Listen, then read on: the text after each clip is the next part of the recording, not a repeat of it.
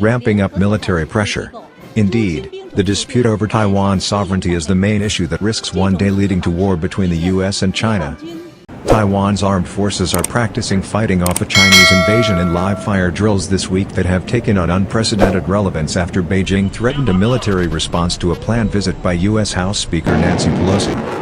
The annual Hanquang maneuvers have entered their most intensive phase just as Joe Biden and Xi Jinping are set to talk on the phone on Thursday. The U.S. and Chinese presidents are expected to discuss mounting tensions over Taiwan, which Beijing claims as part of its territory. While the military exercises are aimed at identifying weaknesses in Taiwan's military preparedness, the Hanquang drills typically culminate in a scripted display designed to reassure the Taiwanese public and the U.S. government of the armed forces' strength.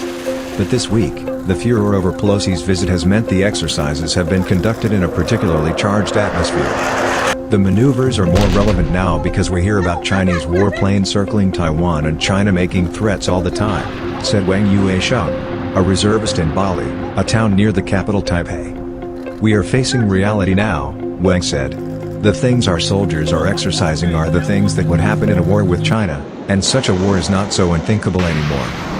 Drills on Wednesday included simulating counterattacks against Chinese forces landing around the mouth of the Tamsu River, a natural corridor into the Taipei Basin that an invading force trying to take the capital would have to pass through.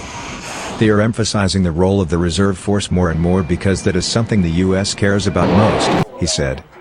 President Tsai Ing-wen on Tuesday signaled Taiwan's resolve to defend itself with a rare visit to a warship in the east coast port of Suao.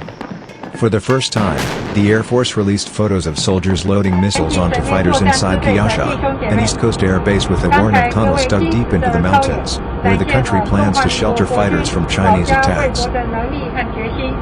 我们一起继续努力，守护家园，各教。